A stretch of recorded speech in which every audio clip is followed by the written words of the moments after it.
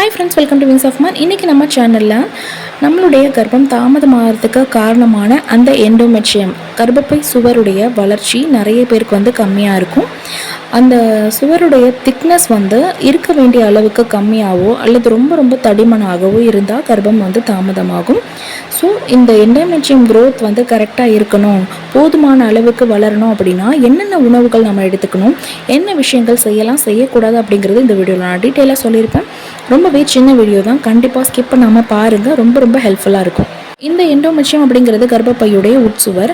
இந்த சுவரில் தான் அந்த கருமுட்டை இருக்கு இல்லையா, அது ஒட்டி வளர ஆரம்பிக்கும். இந்த சுவரானது கர்ப்பமாகறதுக்கு ரொம்ப ரொம்ப முக்கியம். இந்த சுவருடைய திக்னஸ் பார்த்தீங்கன்னா, அதாவது இந்த எண்டோமெட்ரியம் இருக்கு இல்லையா, கர்ப்பப்பையுடைய உட்சுவர், இதோட திக்னஸ் ப்ரெக்னன்சி கன்ஃபார்ம் ஆகிறதுக்கு, நல்ல முறையில் கர்ப்பம் அடைகிறதுக்கு 8 மில்லிமீட்டர்லேருந்து 15 மில்லிமீட்டர் திக்னஸ் இருக்கணும். நிறைய பேர் ஸ்கேன் எடுத்துகிட்டு என்னோட எண்டோமெட்ரியம் ரொம்ப கம்மியாக வளர்ந்துருக்கு, 3 mm தான் இருக்குது, 4 mm தான் இருக்குது, இதனால் கர்ப்பம் அடைகிறது தாமதமாகுது, என்னென்ன ஃபுட்ஸை நான் எடுத்துக்கணும், என்னோடய லைஃப் ஸ்டைல் எப்படி மாற்றிக்கணும் அப்படின்னு சொல்லிட்டு நிறைய கமெண்ட்ஸ் நம்ம பார்த்துருக்கோம். ஸோ அவங்களுக்காக தான் இந்த வீடியோ. ஃபர்ஸ்ட் நம்ம என்னென்ன ஃபுட் எடுத்துக்கணும் அப்படிங்கிறத பார்க்கலாம். இந்த எண்டோமெட்ரியம் திக்னஸ் அதிகரிக்கிறதுக்கு முக்கியமாக folic acid, iron, vitamin D, omega 3 இதெல்லாமே ரொம்ப ரொம்ப முக்கியம். இதெல்லாம் அதிகமாக இருக்கிற ஃபுட்ஸை நம்ம தாராளமாக எடுத்துக்கணும். என்னென்ன ஃபுட்ஸ் அப்படின்னு பார்த்தீங்கன்னா, ஃபிஷ்ஷு, மீன்கள் நம்ம அதிகமாக சாப்பிடணும். அப்புறம் சிட்ரஸ் பழங்களான அந்த ஆரஞ்சு, சாத்துக்குடி, எலுமிச்சை, கமலா ஆரஞ்சு இதெல்லாம் அதிகமாக எடுத்துக்கணும். அப்புறம் விட்டமின் இ நிறையா இருக்கக்கூடிய நட்ஸு, அவகேடோ. நட்ஸில் பார்த்தீங்கன்னா உங்களுக்கு என்னென்ன நட்ஸ் உங்களால் வாங்க முடியும் அதை பார்த்து வாங்கிக்கோங்க. முக்கியமாக அதில் வால்நட்டு, பிஸ்தா இதெல்லாம் எடுத்துக்கும் போது நிறைய உங்களுக்கு ஹெல்ப்ஃபுல்லாக இருக்கும். எண்டோமெட்ரியமுக்கும் சரி, கருமுட்டை நல்லா வளர்கிறதுக்கும் சரி இந்த நட்ஸ் எல்லாம் ஹெல்ப் பண்ணும். இதெல்லாம் என்னால் அஃபோர்ட் பண்ண முடியாது அப்படின்னா வேர்க்கடலை இருக்கு இல்லையா, இது கூட நீங்கள் எடுத்துக்கலாம். இதுவுமே நமக்கு ரொம்ப நல்லா ஹெல்ப் பண்ணும். கருப்பு கொண்ட கடலை அடிக்கடி எடுத்துக்கோங்க. அதுவும் நம்மளுடைய கருமுட்டை வளர்ச்சிக்கும் சரி, இந்த எண்டோமெட்ரியம் க்ரோத்துக்கும் சரி ரொம்ப ரொம்ப ஹெல்ப் பண்ணும்.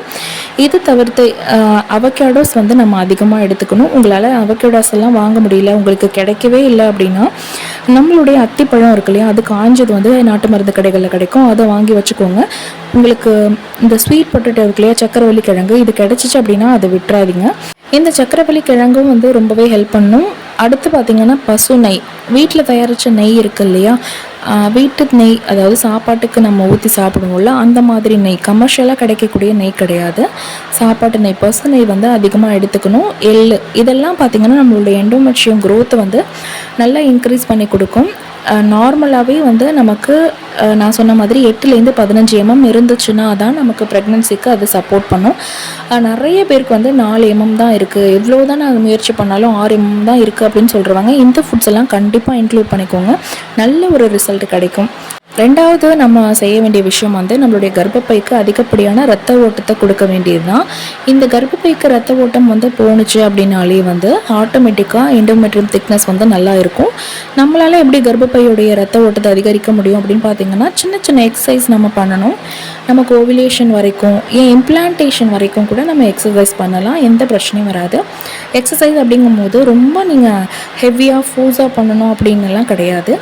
நார்மலாக நம்ம செய்யக்கூடிய வாக்கிங், யோகா, அதுக்கப்புறம் பட்டர்ஃப்ளை போஸ், இந்த மாதிரியான சின்ன சின்ன எக்ஸசைஸ் எல்லாம் நீங்கள் பண்ணணும். நம்ம பாடி நல்ல மூமெண்ட்டில் இருக்குது, ஆக்டிவாக இருக்குனாலே கர்ப்பப்பைக்கு தேவையான அளவு ரத்த ஓட்டம் கிடைக்கும். இது மூலயமா நம்மளுடைய கருமுட்டையுடைய க்ரோத்துக்கும் இது ஹெல்ப் பண்ணும், அதே போல் எண்டோமெட்ரியமோட திக்னஸுக்கும் இது ஹெல்ப் பண்ணும். ஸோ இந்த 2 விஷயத்த பண்ணுங்கள். நான் சொன்ன மாதிரியான உணவுகளை சேஞ்ச் பண்ணிக்கோங்க.